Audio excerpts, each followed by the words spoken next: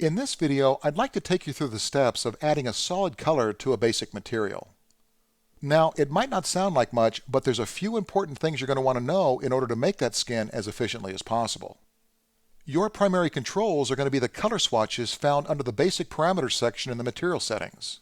Specifically for the main body color, you'll be working with the ambient and diffuse color swatches. Let's start by first unlocking those two controls. Now, when setting out to build a solid colored surface, I personally always start by clicking on the diffuse swatch. Reason being is that it's the diffuse component of the material that controls the color of the object in areas that are lit. Now, when you click on the swatch, the Color Selector dialog box will open. This is what you'll use to control your color. The controls are divided into two sides, with a series of 6 color ramps on the right and a kind of rainbow-colored chart or diagram on the left. Either side can be used in reaching the material color you're aiming for. Let's start with the ramps on the right-hand side. Now, the name of each ramp is listed to the left of the ramp itself. You'll see the top 3 ramps as being labeled red, green, and blue. Each of the ramps has a white handle that can be used to control the amount of that given color. Pulling a handle to the right adds that color, while moving it to the left removes that particular color. When a ramp has been changed, that change reflects on both the color swatch in the lower right-hand corner of the Color Selector dialog and on the selected sample slot in the material editor. Any ramp value can be taken to 0 by simply right-clicking on that particular spinner. Settings can also be changed by typing in specific values, but you'll most often find yourself using the handles to control the color ramps. Now, what might be a little confusing is look at the colors in the ramps for red, green, and blue. Now, here's the easiest way to understand how those top 3 ramps work. To create a specific color, you want to find that color in one of those top 3 ramps. When you do, you're going to want to move the handle in that ramp in the direction of that particular color. So for an example, if I wanted to make a light green, I'd grab the green ramp handle and move it to the right. If I then wanted to make that brighter green, I'd grab the blue ramp handle and push that to the left. See how that works? And one more example, the color yellow could be attained by grabbing the handle in the red ramp and pushing it to the far right. The 4th ramp, hue, gives you the opportunity of creating a specific color by simply clicking your mouse on that color in the ramp.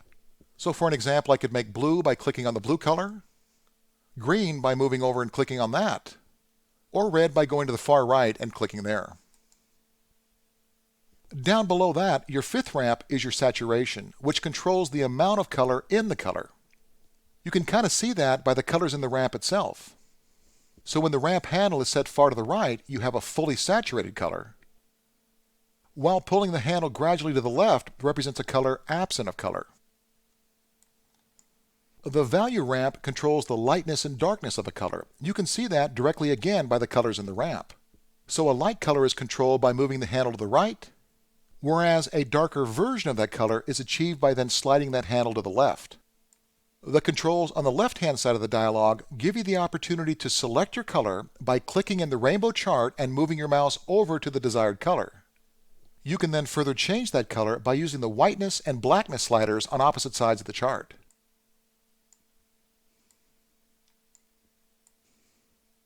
The Color Selector dialog also offers an eyedropper that allows you to pick a color from anywhere within the view.